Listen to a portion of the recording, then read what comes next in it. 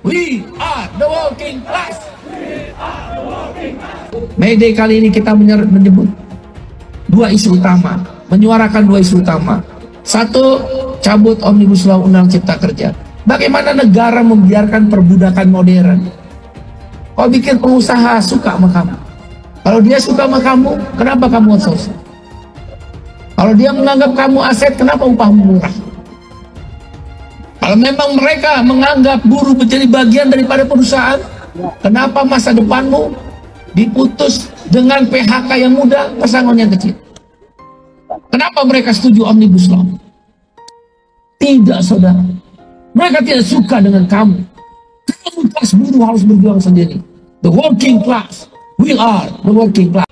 Beliau yang sudah dinyatakan sebagai presiden terpilih yang akan dilantik bulan Oktober dipersiapkan oleh Jokowi, bukan dipersiapkan oleh rakyat ternyata. Bukan dipersiapkan oleh akal sehat ternyata. Bukan dipersiapkan oleh konstitusi ternyata. Bukan dipersiapkan oleh demokrasi ternyata. Jadi kalau kita bikin refleksi bahwa pada akhirnya kita mesti melawan terhadap kedunguan politik, terhadap keangkuhan kekuasaan. Tadi dinasti Jokowi masih berlanjut. Bobi mengangkat namanya sendiri. Tapi itu bukan nepotisme.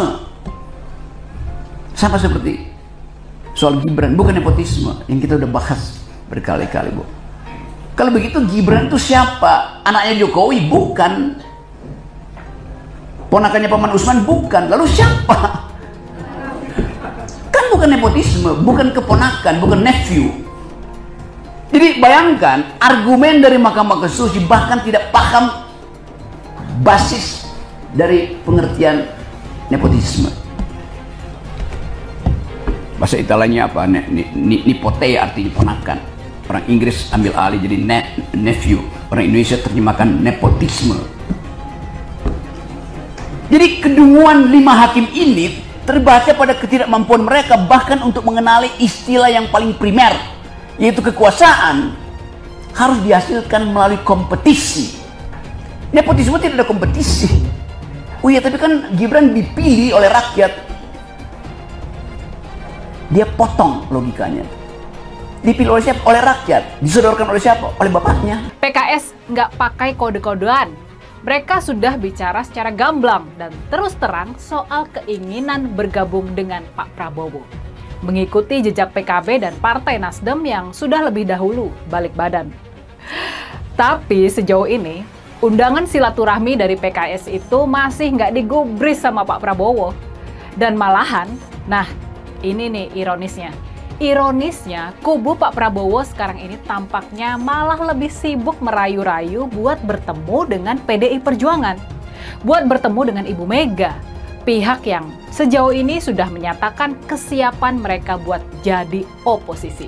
Ya, Bapak Ibu sekalian, saya tahu bagi pendukung keadilan kebenaran ya sudah kecewa yang pertama karena itu ya Hakim MK Soehartoyo menunjukkan keberpihakannya yang salah ya, sen kiri belok kanan. Selama beberapa sen kiri belok kanan itu biasanya emak-emak ya.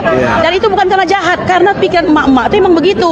Kenapa diikuti oleh Hakim MK ya kan? Mereka selama ini memberi harapan palsu kepada kita. Seakan-akan ingin memperbaiki keadaan ya kan, akan memberikan kejutan sebuah keputusan. Ternyata kita benar-benar terkejut.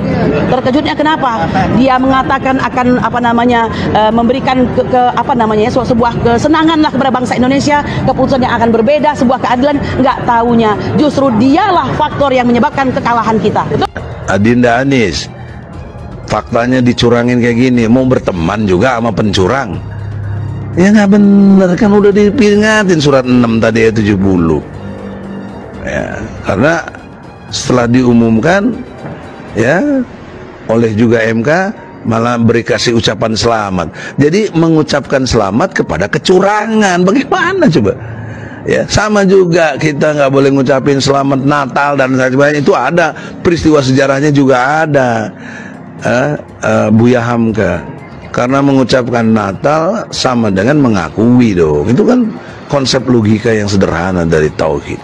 Keputusan MK bukan kiamat.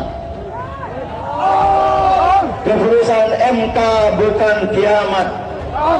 Walaupun para hakim konstitusi akan diminta pertanggungjawaban oleh Allah Subhanahu wa taala yang merupakan Ahkamul Hakimin. Ini yang tidak mereka sadari. Indonesia tanpa Jokowi. Indonesia tanpa Jokowi. Merdeka. Ada 4 hal yang sudah mati di tangan Jokowi. 1, KPK. Ya, dengan melemahkan KPK. Kedua, MK. Ya, dan Anda perlu ketahui, revisi Undang-Undang MK sudah dilakukan. Sehingga bisa mengembalikan orang-orang kritis seperti Fazil Indra ke lembaganya. Ya. Kemudian apalagi DPR sendiri sudah mandul, tidak mampu menyatakan hal yang benar adalah benar. Dan yang keempat, suara Anda semua, yaitu kekritisan publik yang sudah dihancurkan oleh Jokowi. Oleh karena itu, dalam kesempatan ini saya mengatakan kembali, Indonesia tanpa Jokowi. Merdeka. Indonesia tanpa Jokowi. Allahu Akbar. Berarti semua turunan-turunannya, termasuk orang yang didukungnya, 02, yaitu Prabowo Subianto dan Gibran Rakabuming. Allahu Akbar. Sekian saja. Subhana rabbika rabbil izzati amma yasifun wa salamun alal mursalin walhamdulillahi rabbil alamin. Assalamualaikum warahmatullahi wabarakatuh. Merdeka! Merdeka. Boleh saja 4 hal dimatikan oleh Jokowi, tapi suara mak-mak nggak bisa dimatikan oleh Jokowi. Allahu Akbar. Kita akan ramaikan, insya Allah 1 juta orang bisa kita hadirkan. Nanti sekarang kita tetap saja datang hadir, besok datang lagi, seterusnya datang lagi, tanggal-tanggal kita diminta datang tidak apa-apa walaupun sedikit, untuk pemanasan kita, insya Allah kita akan turun sampai 1 juta orang. Setuju anak-anakku? Karena inilah saat terakhir untuk kita berjuang, kita berjihad, kumpul waktu dengan iman, cinta pada tanah air sebagian dari iman. Jangan harap bisa dilantik bulan Oktober 2024. Nonsen bisa dilantik. Bagaimana rakyat bisa menerima produk haram, produk tidak halal, produk curang, produk yang menipu rakyat, produk mengambil suara, merampok suara rakyat. Tidak akan kita terima pemimpin model begitu. Najis, kita punya pemimpin dengan diproduk oleh kecurangan dan kejahatan politik. Maka terus kita berjuang. Tiada hari tanpa aksi, tiada hari tanpa demonstrasi, sampai kezaliman runtuh. Rezim Jokowi ganti secepatnya. Mudah-mudahan Allah Subhanahu wa taala menolong kita. Dan jangan lupa, Oktober masih lama, kesempatan kita masih banyak. Kalaupun MK berkhianat, tapi kita harapkan MK mengikuti suara rakyat. MK menjadi pejuang daripada aspirasi, perasaan hukum, perasaan politik rakyat Indonesia. Kalau begitu, kita akan hargai MK. Kita akan berterima kasih kepada MK. Andai hakim-hakim MK itu menjadi penegak kejujuran, kebenaran dan keadilan, menjalankan misi konstitusi pasal 22, pemilu di samping lumer harus jujur dan adil, maka MK adalah pengawalnya. Ayo kita harapkan, ayo kita doakan, mudah-mudahan hakim konstitusi diberi kekuatan dan keberanian untuk memutuskan sesuai hati nuraninya. Sesuai hati nuraninya. Kalau tidak, lawan, lawan, lawan, hancurkan, hancurkan, hancurkan. Nasrul minallah wa fatun qarib. Wabasyiril mu'minin. Wassalamualaikum warahmatullahi wabarakatuh. Saya Prabowo menang segera pindah agama. Saya nggak percaya. Ya, saya yang percaya yang menang itu adalah Anies Baswedan. Karena Allah tidak ridho Prabowo jadi presiden. Kenapa? Waktu saat kampanye bukannya berzikir malah berjoget-joget nggak jelas. Lihat Anies kampanye sambil jadi imam dari Padang, kan itu bukan jadi presiden. Mana pantas Prabowo jadi presiden, hasilnya apa? Kampanye bukannya berzikir, bukannya berselawat, malah joget-joget nggak jelas. udah badannya kayak Siapa yang jadi Bapak Presiden? Anis. Abah Anis jadi presiden. Entah dilantik Abah Anis nomor 1. Abah Anis.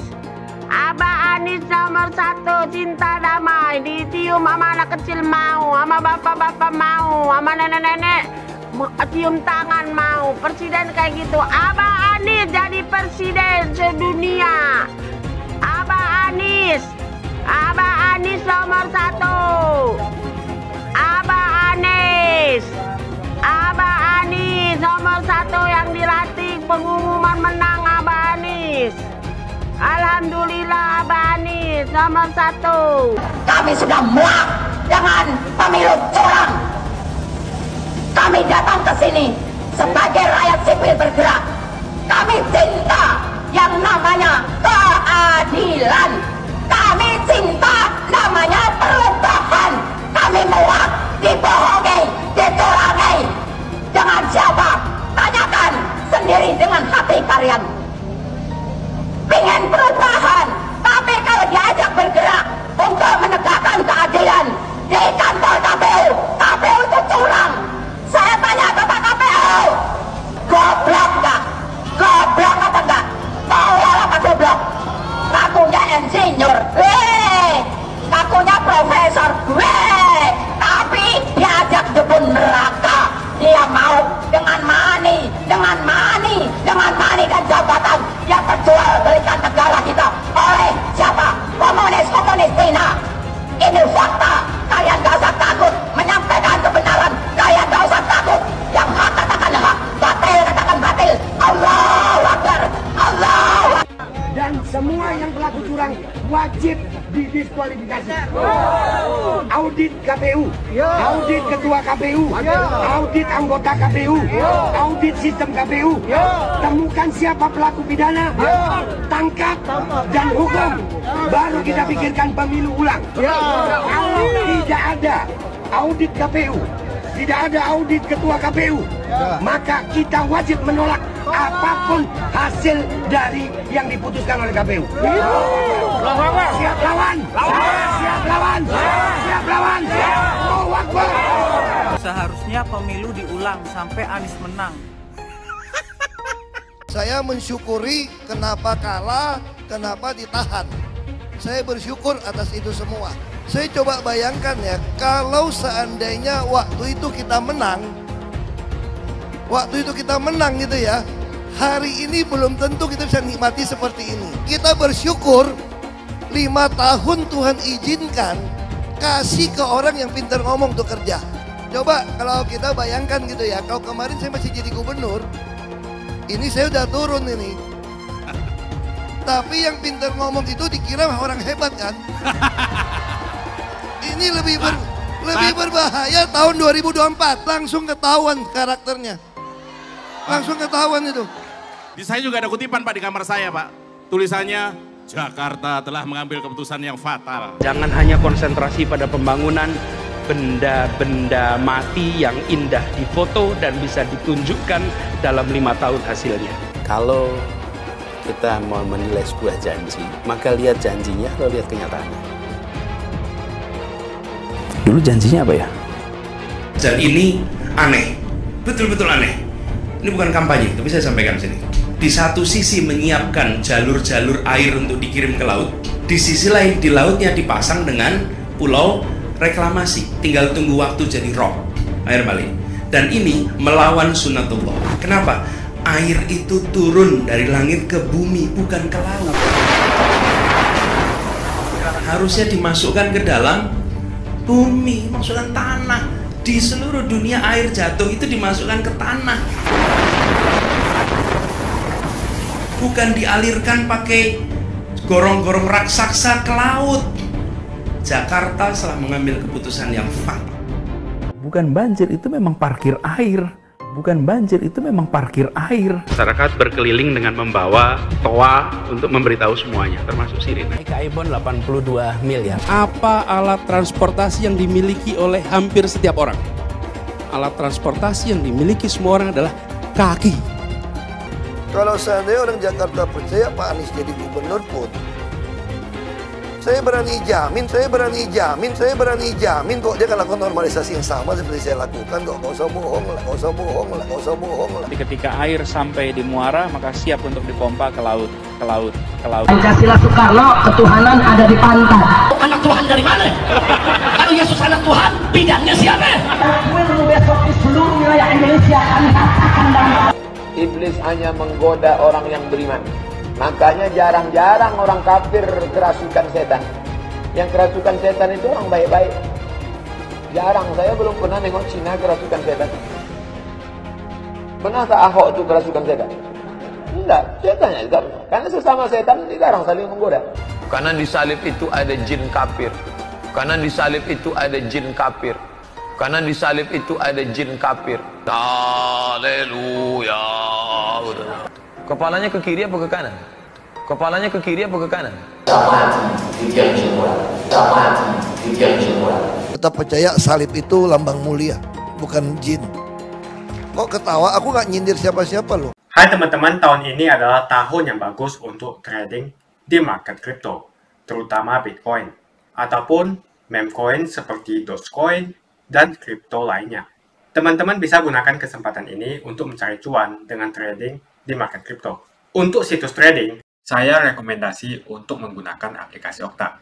Karena personally, saya menggunakan aplikasi ini. Alasan lainnya kelihatan di sini, untuk aplikasi Okta sudah dapat penghargaan sebanyak ini sebagai aplikasi trading dan investasi terbaik di Asia sejak beroperasi di tahun 2011. Untuk aplikasi Okta merupakan tempat yang lengkap buat teman-teman untuk trading kripto, forex, saham global, dan lainnya. Untuk trading, teman-teman cukup registrasi dengan menggunakan link di kolom deskripsi, lalu deposit, tentukan apa yang ingin kalian tradingkan, lalu tekan tombol buy. Sesimpel itu. Untuk minimal deposit, cuma Rp400.000 saja, jadi cocok banget untuk pemula. Investasi di aplikasi Okta, kita tidak dikenakan fee sama sekali. Saat ini lagi ada promo spesial. Welcome bonus buat kamu yang register dan deposit. Teman-teman akan dapatkan 100% dari jumlah deposit pertama. Contohnya teman-teman deposit 1 juta, maka akan menjadi 2 juta. Karena welcome bonus 100% dari jumlah depositnya. Jika ada pertanyaan, teman-teman bisa hubungi WhatsApp di kolom deskripsi. Saya juga mau mengajak teman-teman untuk bergabung di komunitas trading yang ada di kolom deskripsi. Di sana saya akan memberikan sinyal trading yang bisa teman-teman ikuti. Seperti biasa, kalau kamu suka dengan video ini, jangan lupa komen, klik like, dan subscribe. Pelajari di Pilpres 2024 ini, selain masalah nepotisme yang merajalela dan dipaksakan dengan brutal, penggunaan kekuasaan atas nama demokrasi yang berlebihan, dan secara khusus saya mengamati tentang awal runtuhnya partai besar. Partai besar pertama yang punya potensi besar untuk runtuh adalah P3, Partai Persatuan Pembangunan atau P3 adalah salah satu partai tua di Indonesia. Didirikan tahun 1973, P3 pernah berjaya di masa Orde Baru ketika hanya ada 3 partai pada masa itu. Runtuhnya suara P3 dan potensi mereka tidak masuk ke DPR RI seharusnya menjadi warning buat partai tua lainnya seperti Golkar dan PDI Perjuangan.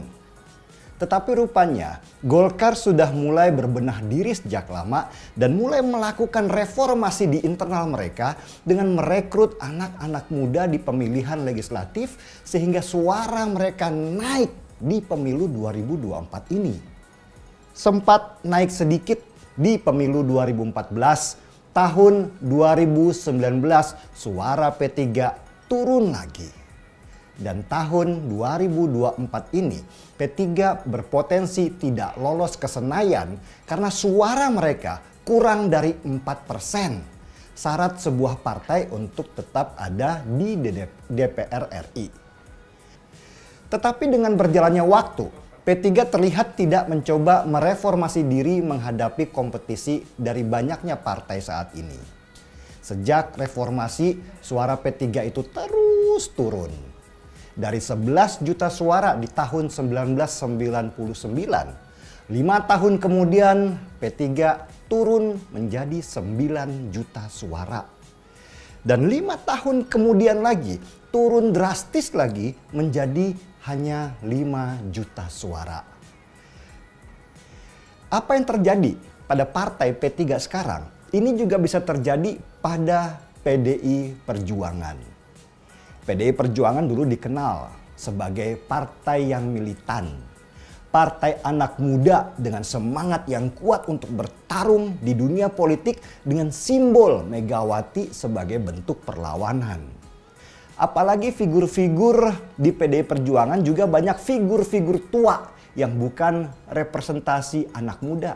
Sehingga membuat banyak anak muda lebih memilih Golkar karena Golkar lebih banyak merekrut anak-anak muda untuk menguasai Senayan dan juga menjadi kepala daerah. Tetapi semakin ke sini, PDI Perjuangan semakin terlihat tua, gemuk, dan lamban. Apalagi simbol PDI Perjuangan yaitu Megawati semakin bertambah usia dan akhirnya dipersepsikan sebagai partai nenek tua yang jelas nggak menarik buat anak muda untuk bergabung di dalamnya. Situasi ini seharusnya bisa dijadikan warning buat PDI Perjuangan. Bisa jadi kalau PDI Perjuangan tidak melakukan rebranding dan repositioning dari sekarang, maka suaranya akan terus menurun sampai bisa hilang seperti P3 di 20 atau 30 tahun mendatang. Golkar berhasil melakukan kaderisasi dan perubahan dalam partainya yang dulu disebut sebagai Partai Orde Baru. Suara Golkar naik signifikan di pemilu 2024 ini dan meraih posisi nomor 2 sesudah PDI Perjuangan yang suaranya menurun. Sebagai alarm saja nih, untuk Pilgub DKI sekarang saja, PDI Perjuangan masih mengajukan figur kader yang itu aja yang punya potensi seperti Risma yang juga sudah dianggap tua. Padahal pemilih di DKI Jakarta sudah diisi oleh anak-anak muda yang progresif dengan sudut pandang berbeda dari orang tua. Semoga ini menjadi catatan dengan tinta yang tebal buat PDI Perjuangan, partai yang masih dipercaya sebagai benteng demokrasi. Ideologi harus tetap Soekarnois, tetapi didesain ulang untuk kebutuhan sekarang dan masa depan. Butuh keberanian yang luar biasa buat partai sekelas PDI Perjuangan untuk mencetak kader-kader baru dan berkelas di pentas politik daerah dan nasional. Jangan sampai para politisi tua keenakan duduk dan gak mau berganti sehingga nama partai semakin lama semakin merosot dan pada akhirnya mati. Seperti kata pepatah, tidak ada yang abadi kecuali perubahan itu sendiri. Dulu Anies bisa menang karena menggunakan agama dan etnis. Isu agama, ras, dan antar golongan dinikmati oleh relawan Anies. Saat itu Anies didukung oleh FPI, HTI, dan pengasong khilafah lainnya. Pada akhirnya Ahok harus kalah, namun kekalahan dia adalah kekalahan yang membuka mata rakyat Indonesia bahwa masih ada orang-orang yang menang dengan cara menggunakan politisasi agama atau politik identitas berbasis agama. Ternyata banyak sekali orang yang dengan mudah terhasut lewat jalan-jalan seperti itu. Relawan Anies terutama dari FPI, HTI, PA212 seperti Bahar Smith dan Rizik Syihab selalu menghujat Cina, etnis Cina. Tapi saat ini negara Cina sudah menjadi nomor 1 di dunia. Saya bangga sebagai Cina. Etnis Tionghoa dicap sebagai pemberontak, sedangkan etnis Arab dianggap sebagai Tuhan atau tuan dari pribumi. Etnis Arab dipuja-puja dan dianggap sebagai dewa. Lihat saja Rizik Syihab dan Bahar Smith dipuja-puja, padahal mereka mengujar kebencian. Pengasong khilafah seperti Rizik Syihab, Bahar Smith, dan teman-teman, mereka hanya buat gaduh di Indonesia. Sedangkan negara yang mereka sanjung-sanjung itu, Arab Yaman, masih belum maju dan masih terbelakang. Saya percaya Indonesia dengan mayoritas pribumi juga akan menjadi negara maju.